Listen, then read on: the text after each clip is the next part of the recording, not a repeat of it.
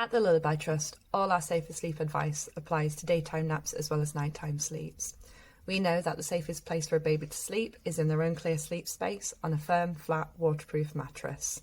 Place baby on their back with the feet to the foot of the bed and make sure that any loose bedding is firmly tucked in around baby.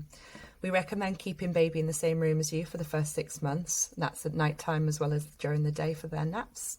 So place baby on their back for every sleep in a clear, flat sleep space and keep them smoke-free day and night.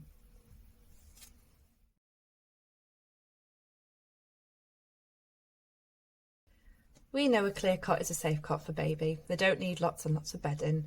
All they need is either a well-fitting sleeping bag or a lightweight blanket that's firmly tucked down the sides of the mattress, not above shoulder height, and making sure that baby's feet is at the foot of the bed. We want a firm, flat, waterproof mattress with no other soft or bulky bedding around. So no cot bumpers, no pods or nests, no duvets or pillows for baby. And remember, if there's soft toys in there, take them out before baby goes to sleep. Remember, keep it clear.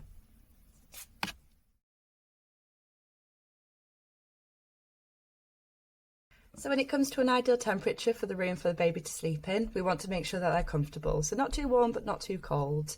We do know, however, that babies that are overheating are at increased risk of sudden infant death syndrome or SIDS. So we'd always rather them be on the cooler side rather than too hot. An ideal temperature would probably be between 16 and 20 degrees Celsius, but we do know all babies are completely different. Our best advice is to check the baby's temperature by feeling the skin on their torso, so on their chest or on the back of the neck. We know that they always have slightly colder hands and slightly colder feet, so always check the torso. If baby's skin feels warm or clammy or sweaty to touch, we'd recommend removing a layer of clothing or bedding, and remember that they don't need hats on inside because this can lead to them overheating as well.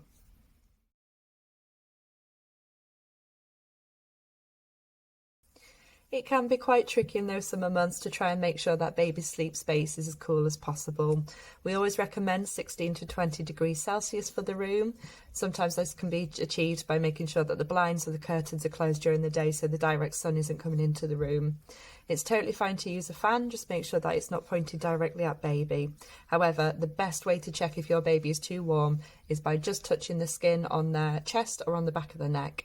If it feels hot to touch or clammy or sweaty, your baby's probably a little bit too warm, so we'd recommend just removing a layer of clothing or a layer of bedding. Don't be worried about removing those. We know that on a really, really hot day, it's perfectly fine for baby to just sleep in their nappy.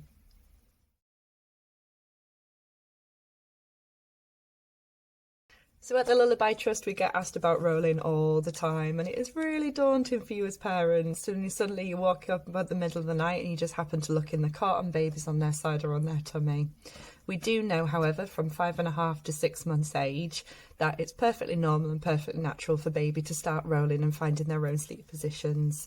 So continue to put baby down to sleep on their back when you first initially put them down on a night. Make sure that you're following all our other safe asleep advice. So you've still got that firm, flat, waterproof mattress. You've got that clear cot space for them as well. Do lots of tummy time during the day whilst they're awake to help strengthen and build up those muscles. That's going to help them rolling backwards and forwards.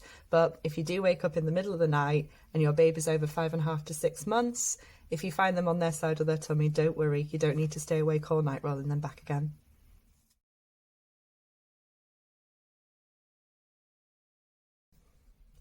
So we know that for some families, co-sleep or bed share. So whether that's accidentally falling asleep after you've fed baby in the middle of the night, or whether it's a decision that you've taken because it works for you better as a family, we've developed a little bit of guidance just to make sure that if you do co-sleep, you're doing it in the safest way possible. So we always recommend continuing to follow the rest of our safer sleep advice. That's making sure that baby's still sleeping on their back on a firm, flat, waterproof mattress, making sure that there's no bedding around baby, so any cushions or pillows or duvets, anything that's going to cause baby to overheat or risk covering baby's airway. We always advise against having other children in the bed if you're co-sleeping, and the same with pets as well, and making sure that there's no risk that baby's going to fall and roll out of bed or get trapped between a mattress or the wall. There's a few circumstances where we would advise against co-sleeping. So that's if you have a premature baby born before 37 weeks gestation, if you've got a low birth weight baby, so under 2.5 kilograms or 5.5 pounds, if you or your partner smoke, whether that's in the same bedroom or outside, we'd recommend against co-sleeping, or if you and your partner have drank alcohol, taken any drugs or any medication that might make you a little bit more drowsy than normal. We always advise against falling asleep on the sofa or an armchair with baby because we know that this increases the risks of sudden infant death syndrome by up to 50 times. So if you co-sleep, whether it's by choice or by accident, as long as you're following these safer sleep guidelines, we can make sure that your baby stays safe.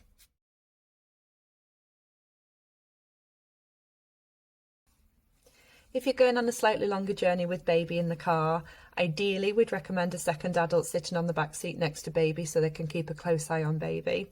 However, we know that this isn't always possible, so instead you could use a mirror to make sure that you've got full view of baby. If at any point during the journey you notice that baby's slouched forward or if their chin has fallen onto their chest, we'd recommend stopping the journey, getting out of the car, repositioning baby and making sure that their head is tilted back again before you carry on with your journey. Some safety experts and health professionals recommend that babies shouldn't be in a car seat for more than 2 hours at a time. We'd recommend once you get to your destination to make sure that you take baby out of the car seat and into a firm flat sleep space if they do want to continue napping.